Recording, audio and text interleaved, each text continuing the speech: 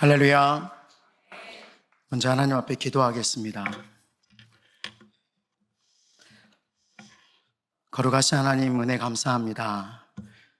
오늘 거룩한 주일 하나님 앞에 일여전도회가 모여서 우리의 마음을 담아 하나님 앞에 헌신하려고 나왔습니다. 주님, 살아계신 하나님 앞에 우리의 머리를 숙입니다. 주님, 은혜를 베풀어 주시옵소서. 하나님의 마음이 전달되는 귀한 말씀의 시간이 되기를 원합니다. 전하는 자도 듣는 자도 겸허히 하나님의 말씀 앞에 머리를 숙일 수 있도록 역사하여 주시옵소서.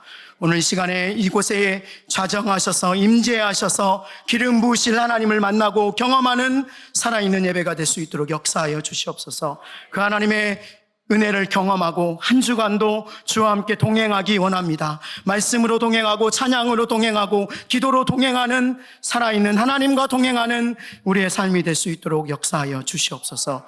그 하나님 앞에 오늘 말씀을 선포합니다. 하나님, 사람의 마음이 아니라 오직 하나님의 마음만 전달될 수 있도록 성령 하나님 역사하여 주시옵소서.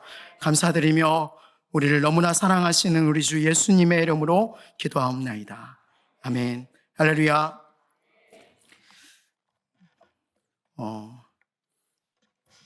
귀한 헌신 예배 불러주셔서 감사합니다. 부족한 종이, 오늘은 저는 일본을 소개하려고 왔습니다. 여러분은 일본을 잘 아시고 계시죠? 역사 시간에 많이 배웠을 것이고, 빠삭하게 일본에 대해서 아시는 분들도 계실 건데, 여러분이 모르는 일본을 좀 소개하고 싶어서 오늘 말씀에 먼저 일본을 소개하고 오늘 엘리야의 이야기를 좀 하려고 합니다. 저는 9년차 일본에서 선교를 하고 있습니다. 처음부터 일본인들을 선교하고 싶어서 일본인들이 있는 곳으로 들어갔습니다. 그래서 일본 교회를 한 7교회 협력하고 또 예배학교라는 오사카 예배학교라는 곳을 시작하고 일본의 예배를 회복시키는, 예배를 일으켜 세우는 사역을 하고 있습니다. 이 사역을 감당하고 열심히 달려가고 있는데 코로나라는 게 나타나가지고 많이 힘들게 했지만 다시 또 일어나 보려고 하고 있습니다. 저도 한국에서 한 20년 넘게 찬양 인도를 했었거든요. 지휘도 해봤고 찬양 인도도 해봤고 저도 음악을 공부를 했었기 때문에 이렇게 중등부 애들이 이렇게 이렇게 성가대하는 거 보면서 옛 생각이 떠오르기도 했습니다. 한번 옆 사람하고 인사 한번 할까요? 곤니치와 이렇게. 네. 일본인들이 오후에 주로 하는 인사입니다. 12시부터 저녁 6시까지만 하는 인사예요. 곤니치와 이렇게 하면 됩니다. 네, 한국 사람들이 얼마나 일본에 많이 오셨는지 여러분 아십니까? 작년에 약 700만에서 750만 명이 일본에 들어왔어요. 그러니까 한 가정에 한 명 이상은 들어온 거예요. 그렇게 많이 들어와서 일본 경제를 막 일으켜줬어요. 700만 명 이상이 들어와가지고 일본에 쓴 돈이 얼마인지 아십니까, 여러분? 약 2조 이상을 관광비로 썼어요. 한국에서. 일본은 살려줬죠. 일본은 지금 많이 힘듭니다. 여러분이 생각하는 것 이상으로 많이 힘듭니다. 근데 정말 하나님의 은혜로 한국에서 많이 도와주셨어요. 할렐루야. 여러분 일본을 어느 정도 아실지 잘 모르겠지만 잠깐 일본에 대해서 이야기를 나누고 우리가 말씀을 좀 들어갔으면 좋겠습니다. PPT 좀 띄워주시겠습니까?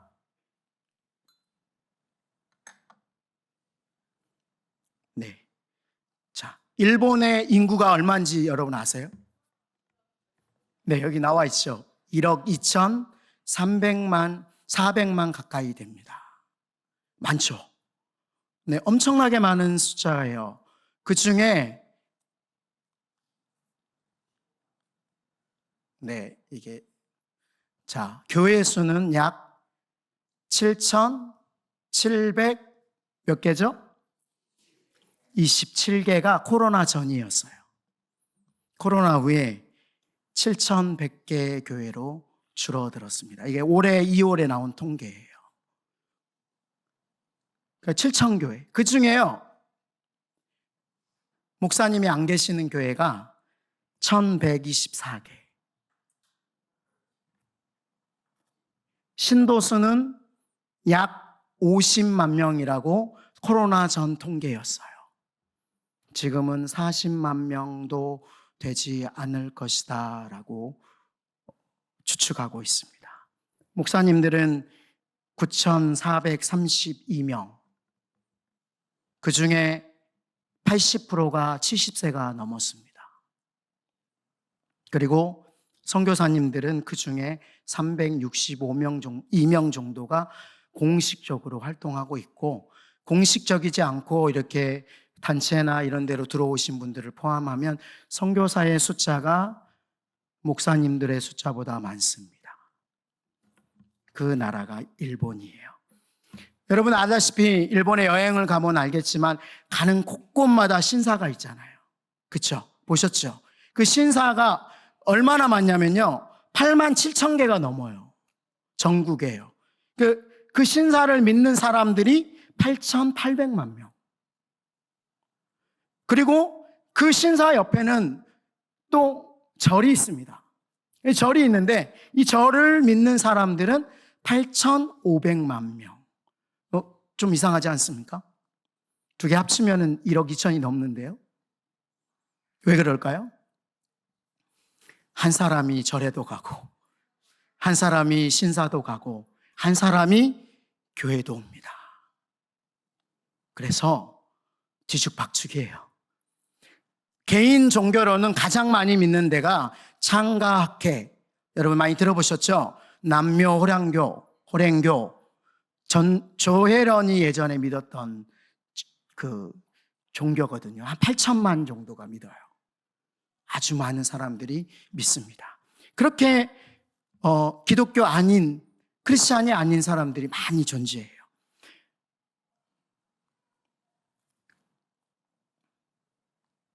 이 그림이 보이십니까? 네, 일본의 전체 지도예요. 그리고 옆에 오른쪽에 있는 지도는요, 간사이라고 하는 지역의 지도입니다. 근데 이 지도가요, 잘 보시면 색깔이 잘 구분되어 있잖아요. 이거는 재팬 미션이라고 하는 일본의 복음을 선포하는 그런 단체가 만든 지도인데, 잘 보십시오. 여기 지도에 보면요, 노란색 색깔이 보입니까? 네. 그리고 뭐 파란색도 보이고 연두색도 보이고 여러 가지 보이지 않습니까? 근데 이게 하나하나가 뭐냐면요, 행정구역이에요. 네, 여기가 무슨 구죠? 동작구. 예, 그러면 하나의 행정구역이잖아요. 그리고 시골로 내려가면 무슨 시가 있죠? 순천시, 또 창원시, 이런 식으로 시가 있잖아요. 또 군이 있죠. 이렇게 하나의 행정구역이에요.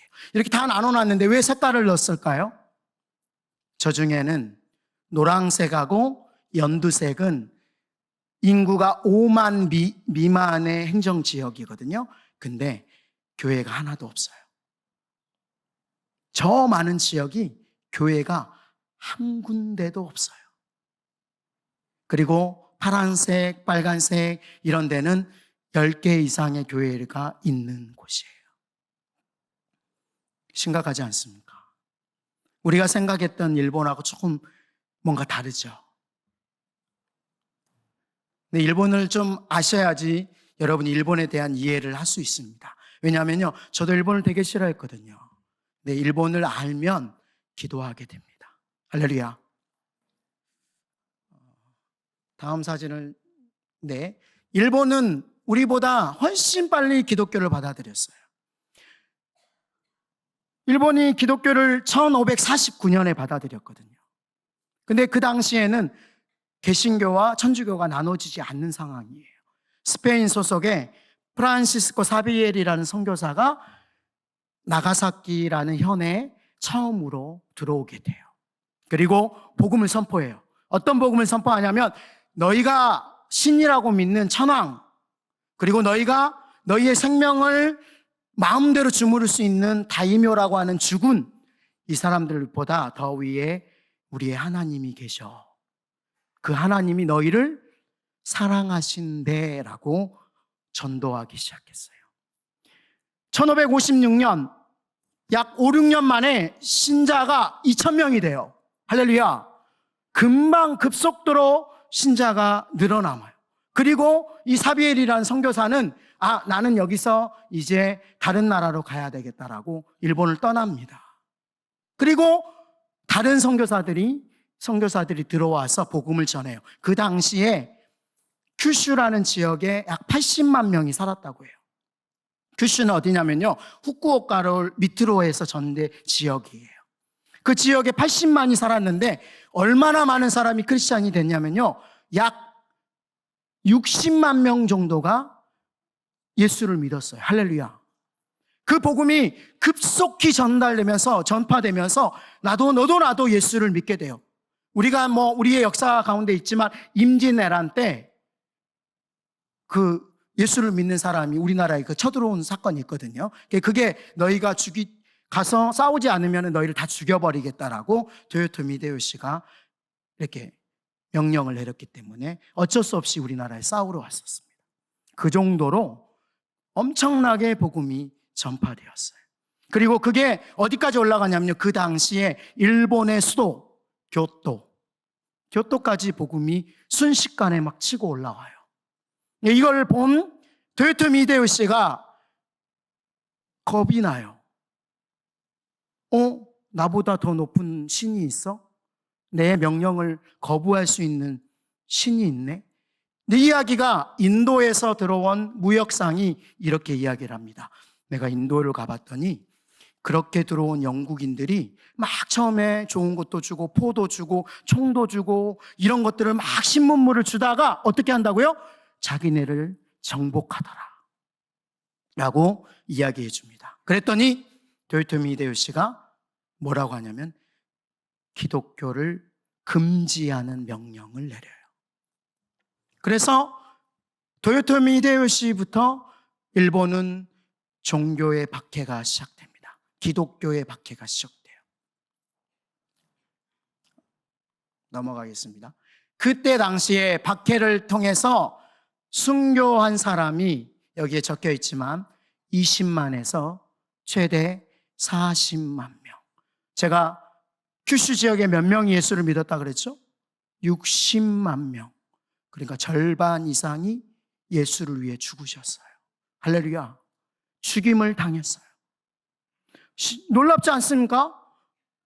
어떻게 일본이 예수를 위해서 저렇게 많이 죽었지? 근데 그 나라가 복음이 안 들어갔잖아요. 지금 40만도 안 모이잖아요. 놀랍지 않습니까? 어떻게 이 사람들이 260년 동안 박해를 했거든요. 250년, 60년 정도. 1860년대에 개신교 선교사가 요코하마를 통해서 들어와요. 들어오면서 막 복음을 전하는데 어떤 사람이 지나가다가 이렇게 말을 거는 거예요.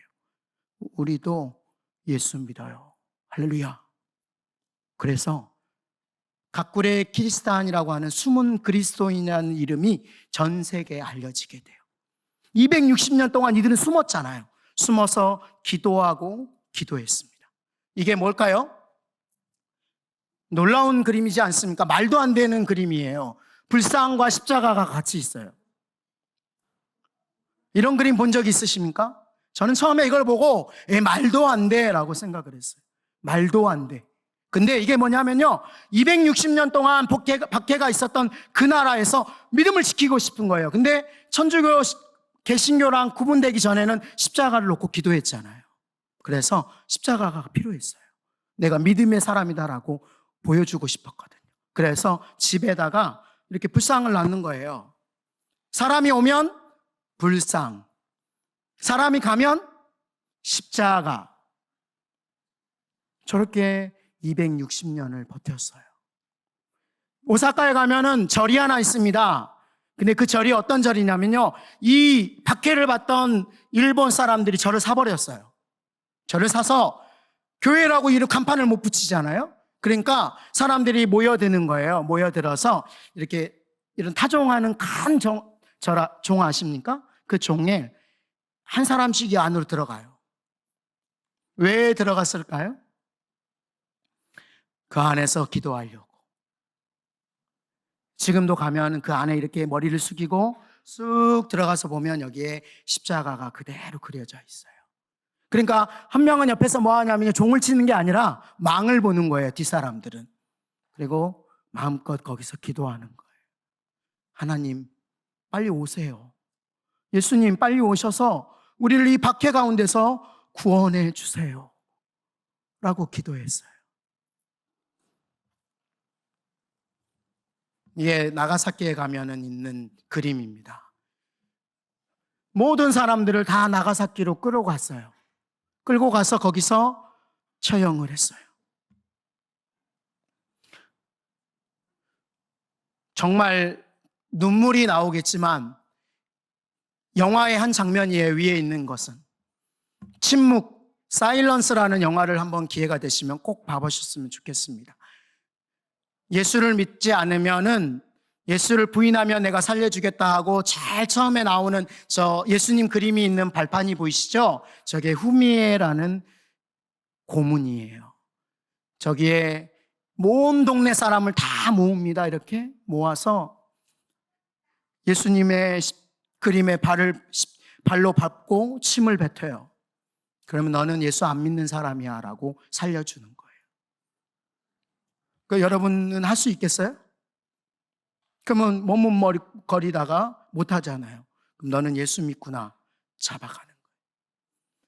그 옆에 있는 장면이 십자가에 매달아서 물이 빠졌을 때 거기다가 매달아 놓는 거예요. 그럼 파도가 이렇게 치지 않습니까? 그러면 파도가 입으로 계속 들어갈 거 아니에요? 그 짠물을 먹고 탈수 증상이 오면 죽는 거예요.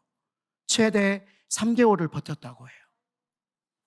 그 밑으로 보이는 장면들이 보이십니까? 첫 번째가 여러분이 잘 알고 있는 큐슈에 가면 지옥 온천이라는 곳이 있어요. 유명합니다. 많이들 가요. 가고시마 쪽에 있는데 이 지옥 온천이 왜 지옥 온천인지 아십니까? 지옥처럼 뜨겁다 그래서 지옥 온천이에요. 온도가 70도에서 80도를 넘어가요. 그냥 온천수가요. 그 물을 너가 예수를 부인할 때까지 뿌리는 거예요. 저렇게 죽어갔어요. 중간에 있는 거 보이십니까? 가장 잔인했다고 하고 이 영화에서 또 책에서 엔도 슈샤크라고 하는 침묵이라는 책을 썼던 사람이 저기에 뭐라고 하냐면 저 고문 때문에 선교사 2명이 배교를 했다고 해요. 나 예수 안 믿어. 나 안 믿고 살 수 있어 라고 배교를 했대요. 근데 저 고문이 일제 때도 있었습니다. 저게 어떻게 하는 거냐면 두지에다가 사람을 묶어요. 그 다리를 거꾸로 매달아요. 그리고 머리 정수리에 구멍을 똥 뚫습니다. 그럼 피가 뚝, 뚝, 뚝 떨어질 거 아니에요. 그러면 사람은 피가 금방 굳게 되어 있잖아요. 또 다시 가서 뚝, 뚝, 뚝. 너가 예수를 부인하면 살려줄게. 저렇게 한 달을 버텼다고 해요. 저게 일본의 기독교의 역사입니다. 저는 하나님이 저로 일본을 사랑해 본 적도 없고 일본을 좋아해 본 적도 없어요. 저는 애니메이션도 안 좋아했어요. 일본의 영화도 안 좋아했어요. 근데 20살에 하나님이 저를 부르셨어요. 대학교를 다니고 있는 저에게 이제 공업수학이라는 전자공학을 전공했거든요. 저는 이렇게 합동 강의실, 전자공학과, 전기공학과 라이벌이거든요. 같이 수업을 듣는데 저희 교수님이 크리스찬이었어요. 장로님. 저랑 잘 아는 사이. 서울의 큰 교회 장로님이셨어요. 이분이 문득 앞에다가 일본, 미국 적으시고 어느 나라가 더 싫은가요? 라고 미운가요? 라고 물어봤어요. 그 당시에 제가 학교를 다닐 때가 1995년 95학번인데 한국 정세가 일본보다는 미국을 싫어했었습니다. 왜 그랬냐면요. 미국 장갑차가 한국 여중생을 깔았거든요. 동두천인가 어디에서. 그래서 그 재판이 열리고 오키나와에서도 학생이 성폭행을 당해서 여러 가지 문제가 있었던 상황에 제 친구들은 수업도 안 가고 매일 나가서 데모했었어요. 그 당시에 교수님은 미국과 일본을 쓰고 어느 나라가 더 싫습니까? 라고 물어봤어요. 70%가 넘는 사람들이 미국이 싫다고 손을 들었습니다. 저도 미국이 싫습니다 라고 손을 들었어요. 그랬더니 교수님이 하시는 말이 이런 말이에요. 여러분, 미국을 싫어하지 마세요. 미국이 선교사를 우리나라에 보내줘서 여러분, 학교가 존재하는 거고, 병원이 존재하는 거고, 고아원이 존재하는 거고, 이 나라가 이렇게 발전하게 되었습니다. 그리고 한 10분 정도 복음을 전했어요. 할렐루야. 그것까지는 좋았어요. 아, 그렇지. 맞아. 미국이 우리나라에 엄청나게 많은 선교사를 보내주셨지. 근데 이제 일본이 남아있잖아요. 일본을 동그라미를 안 하고 X를 칠판 끝에서 칠판 끝까지 이렇게 그으시는 거예요. 그러시면서 하시는 말씀이, 여러분, 일본은 미워해도 돼요 였습니다. 다시 한번요. 일본은 미워해도 된다는 거였어요. 모든 사람들이 다 공감했어요. 교수님은 여러분이 먹던 숟가락, 집에 있던 젓가락도 다 뺏어가서 뭐 했다고요?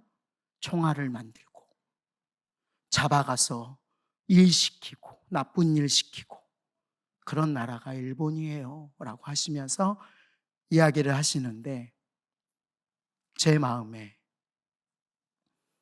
이런 마음이 들었습니다. 왜 저 장로님은 크리스찬인데 일본을 싫어하실까? 그리고 또 한 가지 질문이 생겼어요.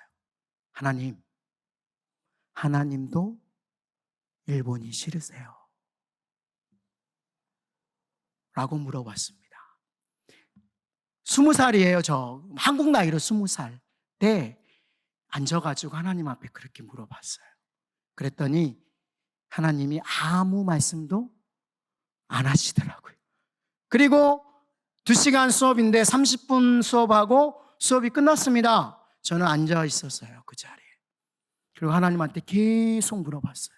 하나님, 잘 모르겠는데 하나님도 일본이 싫으세요? 라고 물어봤습니다.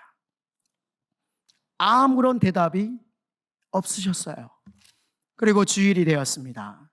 열심히 교회 가서 드럼도 치고 찬양도 하고 성가대도 하고 이제 열심히 하고 말씀을 딱 들으려고 하는 순간 목사님께서 저에게 하나님의 마음을 보여주셨어요. 이사야 43장 1절 말씀을 좀 띄워주시겠습니까?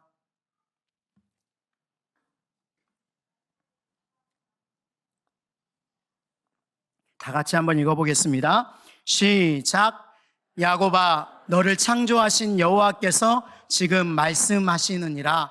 이스라엘아, 너를 지으신 이가 말씀하시느니라. 너는 두려워하지 말라. 내가 너를 구속하였고 내가 너를 지명하여 불렀나니 너는 내 것이라. 아멘.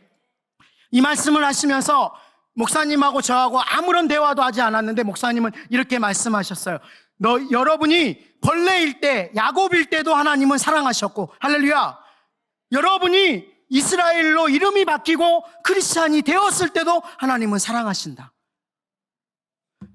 그때 저는 머리로 큰 해머를 하나 맞는 것 같았어요. 그래, 내가 하나님을 몰랐을 때, 내가 예수를 믿지 않았을 때, 내가 죄인 되었을 때 나를 사랑하신 하나님이 일본도 사랑하시는구나. 저는 그때 알았어요. 일본에 그 수없이 많은 1억 2,300만이 넘는 사람을 하나님은 뭐 하신다고요? 사랑하신다고요. 그래서 저는 하나님 앞에 이렇게 기도했습니다. 하나님이 사랑하신다면 저도 그 땅을 사랑해 볼게요. 그게 제 선교의 처음 시작이었습니다. 근데 뭐 다 이야기할 수 없어서 줄이겠습니다. 그런데 제가 군대를 가게 돼요. 군대를 가서 열심히 봉사하고 섬기다가 제대 일주일 전에 어머니가 갑자기 뇌출혈로 쓰러집니다. 만 60세셨어요. 60세에 쓰러지셔서 뇌출혈이 3군데 동시에 터지거든요. 그리고 하나님 부르심을 받고 먼저 갑니다. 저는 제대하면 학교 졸업하고 일반 선교사로 일본을 가려고 막 기도하고 있었는데 제 계획이 다 무너져 내렸습니다. 그리고 저는 제가 제일 싫어하는 우리 아버지와의 삶이 시작되었습니다. 저는 일남 8녀의 일남이에요. 예. 그렇게 안 보이시죠? 예. 다들 기남이네라고 하시거든요. 근데 저는 날마다 8명의 적과 싸워야 됐어요. 결혼을 다 하니까 2배가 되더라고요. 그러니까 제가 신학을 한다고 하니까 제가 우리나라의 제일 큰 기업을 들어갔거든요. 갔는데 거기를 1년 반 만에 그만두고 신학을 한다고 하니까 저희 누나들이 쌍으로 이제 막 전화하고 공격을 하는데 와, 이게 무섭더라고요. 16명이 공격을 해야 되니까 너무 힘들더라고요. 그래서 저는 귀남이로 못 자랐습니다. 그런 집안에 우리 아버지는 알코올 중독자였어요. 저는 어렸을 때 우리 아버지를 모시러 가는 게 제 일이었어요. 누구네 집에 아버지가 술 드시고 있으니까 가서 모시고 와라. 저는 혼자 가는 게 싫어서 동생을 데리고 항상 아버지를 모셔오는 게 제 업무였어요, 업무. 그래서 저희 아버지를 저는 싫어했었습니다. 근데 그 아버지가 50대 간경화가 걸리시거든요. 술, 알코올 때문에. 그리고 제 일본을 향한 마음이 사라졌잖아요. 못 가게 됐잖아요. 저는 아버지를 모셔야 돼요. 그래서 24살, 5살 때부터 우리 아버지와 살게 됐어요. 둘이서. 제일 싫어하는 아버지를 모시고 살게 되면서 하나님 앞에 이렇게 기도했습니다. 하나님, 만약에 내가요, 우리 아버지가 구원받으면 내가 일본 갈게요. 저런 분도 내가 구원시킬 수 없는데 어떻게 그 감각한 일본 사람들을 제가 복음을 전하겠습니까? 라고 기도했습니다. 제가 이제 남양주 쪽에 있는 교회에서 세계로라는 교회에서 부목사로 음악 목사로 있을 때 저희 아버지가 추도 예배 때였어요. 나 예수 믿고 천국 가니까 너무 걱정하지 말고 열심히 살아라고 아버지가 예배 때 고백을 하셨어요. 그리고 주일 그 다음 날 새벽에 제가 말씀이었거든요. 선교를 하고 내려와서 무릎을 꿇고 기도하는데 하나님이 그러시더라고요. 김용환 목사, 뭐 하고 있는가? 나는 너와 약속을 지켰다네. 아무 말도 못 하겠더라고요, 하나님한테. 그리고 아침에 밥을 먹는 중에 아내한테 그렇게 말했습니다. 일본을 가야 할 것 같아. 그리고 훈련을 받고 무작정 일본으로 갔습니다. 파송도 안 받고 그냥 뛰어갔어요. 비자도 없는데. 그렇게 선교한 지가 9년이 되었습니다. 그리고 정식으로 파송을 또 교회에서 해주셔서 아는 교회에서 파송이 받아서 교단 파송 선교사로 하고 있습니다. 저는 일본에서 9년 동안 젊은이들을 깨우는 사역을 했습니다. 가보니까요, 애들이 없어요. 교회에 아무도 없어요. 그래서 오사카 CCC라는 곳에 가서 청년들하고 같이 부딪히고 공부하고, 간사이 고등학교 선교회라는 하이비에이라고 하는 모임이 있습니다. 8년 전에 만났던 일본 목사님이 저를 데리고 그곳으로 데리고 가서 협력하게 해주시고 일본 애들을 만나서 같이 하나님의 말씀을 전하게 해주셔서, 보시면 알겠지만 이 간사이라고 하는 지역은 엄청나게 큰 지역이거든요. 오사카, 교토, 나라, 효고, 와카야마 이렇게 시가 전부 다를 합쳐야만 간사이예요. 그러니까 우리로 말하면 전라남북도, 경상남북도, 충청남북도를 합쳐야만 간사이 지역이. 그 지역에 각 교회에서 모인 아이들이 저 정도예요. 그러니까 한 교회에 중등부 평균이 0.6%, 고등부 평균이 0.8%, 한 교회에 한 명도 없는 교회가 널려 있어요. 왜 애들이 먼 데서 오는지 아십니까? 친구가 없으니까 마음을 터놓고 이야기할 곳이 없어요. 저기 와서 말씀을 나누고 교제를 해야만 그나마 내가 크리스찬이라는 걸 알아요. 그래서 어떤 애들도 있냐면 저 때부터 신랑 신부감을 찾아서 와요. 놀랍지 않습니까? 제가 섬겼던 교회 중에 한 교회입니다. 2년 정도를 섬겼는데 저게 교회로 보이십니까? 이 교회로 보이세요? 이 교회였어요. 50년이 된 일본 집을 개조해서 이렇게 교회로 쓰고 있었어요. 눈물이 나더라고요. 가슴이 아프고. 그래서 하나님께 기도했습니다. 하나님, 교회를 공사할 수 있게끔 해주세요. 그래서 여기저기에서 300만 원을 지원해 주셔서 저희 아내랑 여기 교회 목사님이랑 저렇게 공사했어요.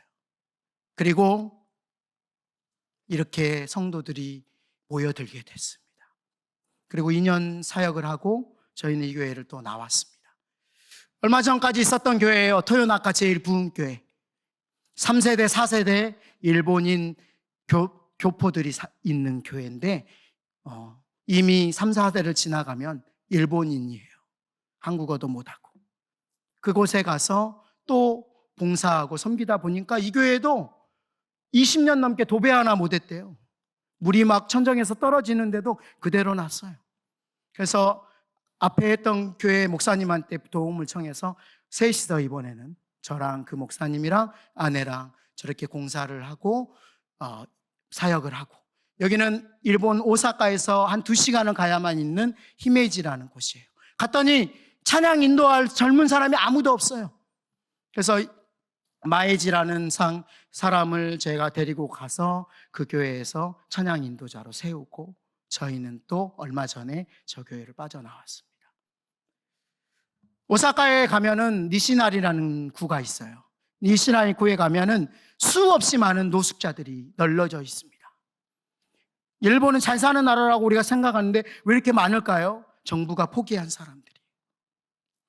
많게는 120명이 모여서 예배하고 그러면 우리가 도시락을 만들어서 줬거든요.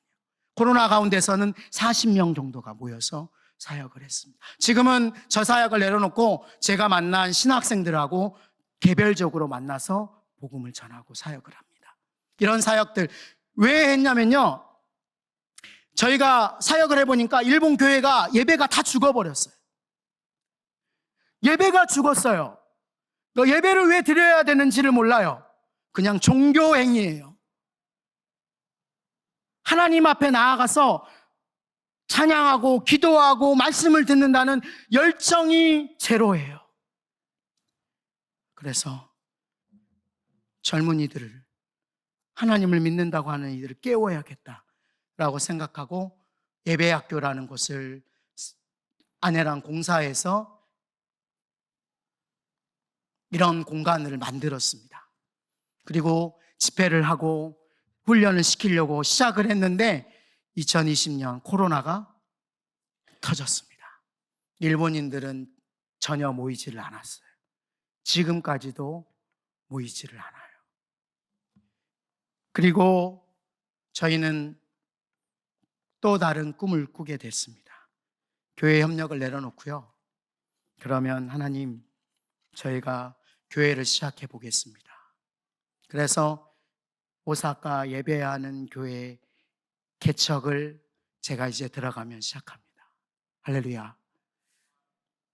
기도해 주셔야 돼요. 여러분, 일본을 잘 모르셨죠? 들어보니까요. 왜 그렇게 일본이 변했을까요? 오늘 엘리야를 통해서 그 해답을 좀 찾아보려고 합니다. 저는 엘리야를 참 좋아해요.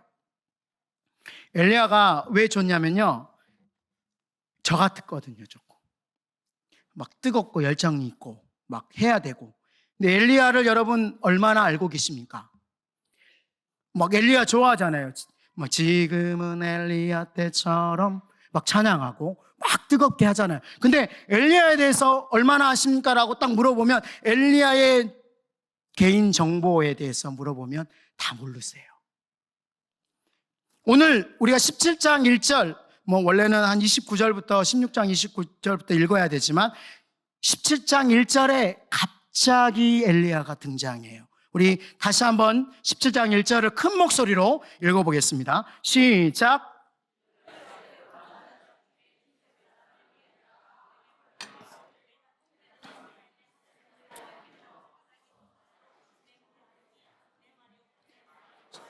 수년 동안 비도 이슬도 있지 아니하리라 하니라. 할렐루야. 얼마나 멋있습니까? 이걸 일본어로 스바라시라고 하거든요. 스바라시. 얼마나 멋있냐면요, 보십시오. 하나님 여호와께서 살아계심을 두고 맹세하노니, 이 단어가 나오잖아요. 근데 이 단어가요, 제가 일본어로 설교를 할 때 비교를 해봤더니 너무 달라요. 그래서 좀 언어랑 좀 비교를 하면서 봐봤더니 일본어로는 이렇게 기록이 되어 있거든요. 카미사마와 이키테 오라레루. 이게 무슨 말이냐면요, 하나님은 살아계신다. 할렐루야. 그러니까 엘리야가요, 뭐라고 말하냐면요, 하나님은 살아계신다라고 선포하고 내 말이 없으면 비도 이슬도 내리지 않는다라고 말하고 있는 거예요. 저는 이 엘리야의 이 말씀을 보고, 이 등장을 보고 정말로 위기에 등장했거든요. 이스라엘이 엄청난 위기에 누가 등장했어요? 엘리야가 등장했어요. 근데 그 등장이 얼마나 멋있냐면 이스라엘의 영웅으로 등장한 거거든요. 근데 저는 지금 일본에 이 영웅이 필요하다고 생각해요. 일본이 왜 그 260년 가까운 시간을 지나오면서 그 박해를 이겨냈는데 왜 지금 무너졌냐 이거예요. 그들의 하나님이 죽었다고 믿으니까. 그들의 하나님이 죽었다고 믿으니까 기도하지 않아요. 말씀을 보지 않아요. 전도하지도 않습니다. 얼마나 심각하냐면요, 기도는 주일날 교회 와서 하는 것. 제가 설교할 때 일본에서 습관이 생겼습니다. 누군가를 설명하려면 그 사람의 전체적인 배경을 다 말해야 돼요. 왠지 아십니까? 몰라요. 몰라요. 아무것도 몰라요. 설명을 해요. 저희 아내는 어성경 전문 강사거든요. 그 성경을 가르쳐야 되잖아요. 근데 성경이 읽어지는 애를 가르치려고 해도 그거를 모르니까 다 설명을 해야 되는 거예요. 오늘 여러분에게 제가 만약에 야곱의 아내 라헬과 레아의 이야기를 하기 전에 라헬은 어디서 만났고 레아는 어떻게 됐고 이걸 다 설명하고 설교하려면 여러분 다 집에 갈 거예요. 그렇지 않겠습니까? 근데 일본에선 그렇게 해야 돼요. 모르니까. 오늘 엘리야가 등장하는데 너무 멋있게 등장했는데 그 당시에 이스라엘의 배경이 어떠냐면요, 바알신과 아세라신을 섬겼어요. 바알이 뭡니까? 여러분, 바알이 뭐예요? 타상과 타작의 신. 타상과 타작의 신. 다른 말로 말하면 나의 행복의 신이에요. 내가 잘 돼야 되는 신. 그러니까 그 당시에 이스라엘 민족은 어떻게 하나님을 섬겼냐면 아침에 예배하고 점심 때 어디 갔어요? 바알신 섬기로 예배하러 갔어요. 우리가 여기에 나오잖아요. 31장 16장 31절에 시돈 사람 왕 엣바알의 딸 이세벨을 아내로 삼고 가서 바알을 섬겨 예배하고 라고 기록하고 있거든요. 어디하고 똑같아요? 일본 사람하고 똑같아요. 일본인들은 천만의 신이 있다고 합니다. 천만이요. 근데 제가 내린 결론은요, 일본 사람은 신을 믿지 않는다라고 결론을 내렸어요. 유심히 관찰했습니다. 그들은 신사를 가요. 그러면 이렇게 문이 있습니다. 이렇게 된 하늘천 모양을 딴 문이 있어요. 그게 뭐라고 말하냐면 이 사람들은 신의 세계로 들어가는 문. 그러면 그쪽인 신의 세계면 밖은 뭐예요? 우리 세계, 인간의 세계. 그래서 들어가서 신을 만나기 위해서 그들은 손발, 입도 헹궈요. 그리고 합장을 2번 하고 고개를 2번 숙여요. 그리고 신한테 막 빌어요. 뭘 비냐면 건강, 물질, 행복, 모든 것을 다 핍니다. 그리고 신의 세계에서 나오지 않습니까? 딱 나오면 뭐 하는지 아세요? 머릿속으로, 입으로 신 바이바이. 그리고 열심히 살아요. 기도하지 않아요. 신을 의지하지 않아요. 그러니까 열심히 운동하고 일본 사람 장수하잖아요. 건강하잖아요. 열심히 돈 벌어요. 돈이 월급이 작은 뿐이지 우리나라 사람보다 더 열심히 하는 것 같아요. 열심히 일해요. 왜요? 신이 나를 도와줄 수 있다고 안 믿기 때문에. 오늘 우리가 하나님을 믿는 것은 뭐냐면요, 하나님이 우리를 도울 수 있는 살아계신 하나님이라고 믿기 때문이죠. 할렐루야. 그 믿음이 없다면 오늘 우리가 성경을 보고 기도하고 전도하는 의미가 없어지는 거죠. 이유가 없는 거죠. 오늘 이 밤에, 이 저녁에 여러분이 오셔서 이 자리에서 내가 헌신을 해야 될 이유가 사라지는 거죠. 그렇지 않습니까? 그가 존재하지 않는데, 그가 지금 내 옆에서 나와 함께 동행하지 않는데 내가 그를 섬길 이유가 없잖아요. 내가 헌신할 이유가 어디 있습니까? 그가 도와주지 않아도, 그가 나를 인도하지 않아도 내가 잘 살 수 있다고 믿는데 왜 그를 의지해야 됩니까? 코로나를 지내오면서 혹시나 우리에게 그런 생각이 들어갔습니까? 코로나 3년 반을 지내오면서 수없이 많은 사람들이 그래요. 하나님 앞에 예배하지 않아도 괜찮더라. 마치 이스라엘 민족이 하나님 앞에 제사 드리고 바알한테 예배해도 아무런 일이 일어나지 않는 것처럼. 하나님은 살아계십니다. 여러분의 하나님은 살아계십니까? 할렐루야. 여러분의 자녀의 하나님은 살아계십니까? 왜 중요하냐면요, 제가 하이비에에서 애들한테 물어봐요. 너 학교 갔을 때, 밥 먹을 때, 급식 먹을 때 친구들 앞에서 기도하냐? 안 해요. 못해요. 김 선생, 어려워요. 그거 하면 저 왕따 당해요.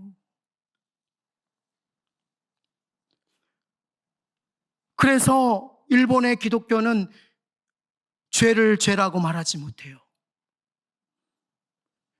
목사 자녀가, 장로 자녀가, 권사 자녀가 예수를 믿지 않고 교회를 오지 않아도 뭐라고 권면하지 못해요.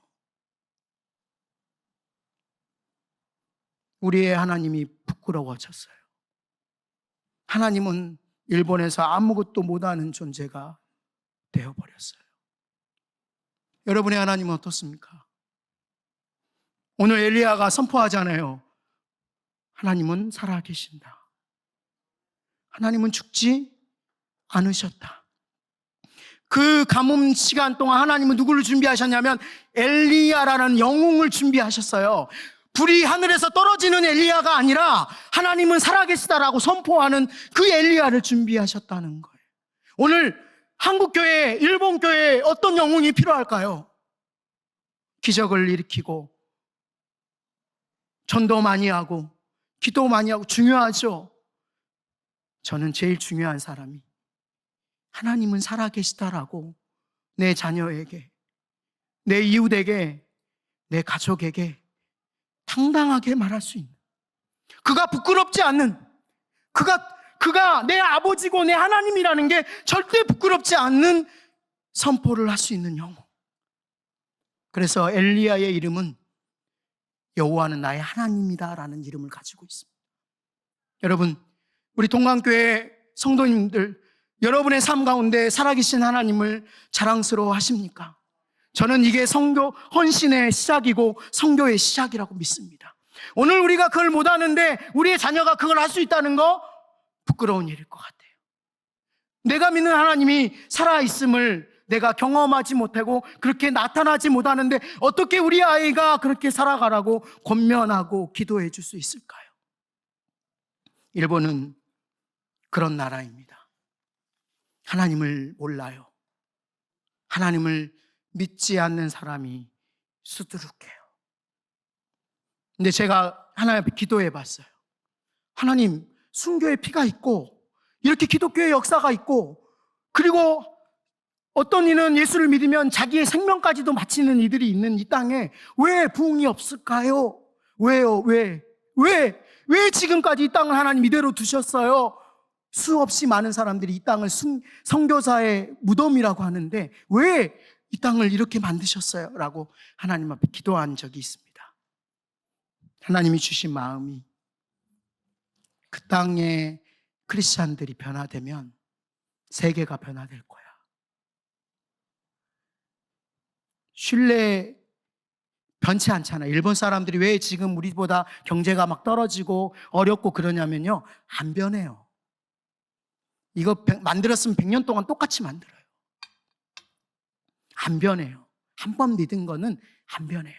한 번 믿기가 어려워서 그렇지 안 변해요. 할렐루야. 길르한 땅 디셉 사람, 우리가 아는 정보는 엘리야의 이것밖에 없어요. 길르앗에 살고 있고 그 사람의 원래 고향이 어디라고요? 디셉. 근데 제가 찾아보니까 디셉은 어딘지 아무도 모른대요. 그러니까 어디인지 모르는 사람이 고향이 거기인데 지금 거주하고 있는 곳이 어디라고요? 길르앗이라고요. 저는 그 디셉을 이렇게 생각했어요. 우리가 가야 할 본향 천국이라고. 길르앗이 어떤 땅인지 여러분 아십니까? 민수기 32장에 그 길르앗에 거하고 싶다고 했던 갓 지파, 르우벤 지파, 므낫세 반 지파가 모세에게 혼나요. 우리는 저 요단강을 건너서 가나안에 있는 사람들과 싸우지 않고 여기에 뭐 하겠다고요? 살겠습니다. 살겠대요. 영원히 거기 살겠대요. 하나님이 준 땅을 가지 않고. 오늘 우리는 다 어디에 살고 있냐면요, 길르앗에 살고 있어요. 할렐루야. 길르앗이 어디예요? 하나님이 우리에게 준 본향 천국으로 가기 전에 우리가 거주하고 있는 이 땅이에요. 보기 좋고 목축을 키우기 좋고 풀과 나무가 잘 자라는 땅, 그 땅이 바로 길르앗이라는 땅이에요. 여러분, 이 땅에 영원히 살겠습니까? 영원히 사실 것 같으세요? 주님 안 뵐 것 같으세요? 우리는 다 주님을 만나 뵈야 합니다. 살아계신 하나님을 지금 만나는 것처럼 그때는 우리가 진짜 눈으로 하나님을 만날 거예요. 아멘. 우리가 길르앗에 살지만 엘리야처럼 오늘 우리의 고백은 뭐냐면요, 하나님은 살아계셔. 내 하나님은 살아계셔. 그가 아무것도 하지 않으면 비도 이슬도 우리에게는 없어 라고 우리가 고백할 수 있는 크리스찬이 돼야죠. 오늘 이 땅에 진짜 필요한 사람, 우리 동강교회에 필요한 한 사람은 누구냐면 엘리야처럼 내 하나님 살아계셔, 내가 그 증인이야 라고 당당하게 사람들에게 말할 수 있고 그 길을 걸어가시는. 마지막으로 말씀 하나 읽고 마무리하겠습니다. 사무엘상 2장 30절 우리 같이 한 목소리로 읽겠습니다. 시작.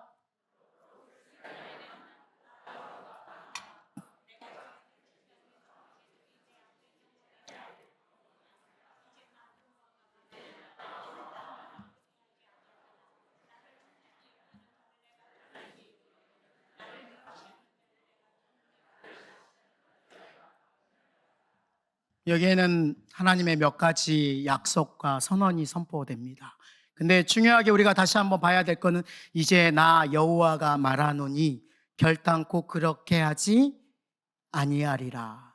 내가 이스라엘을 선민로 선택하고 그들을 다 인도하겠다라고 했던 하나님이 뭐라고 말씀하시냐면 나를 존중히 여기고, 할렐루야, 나를 멸시하는 자는 내가 뭐하다고요? 경멸하겠다.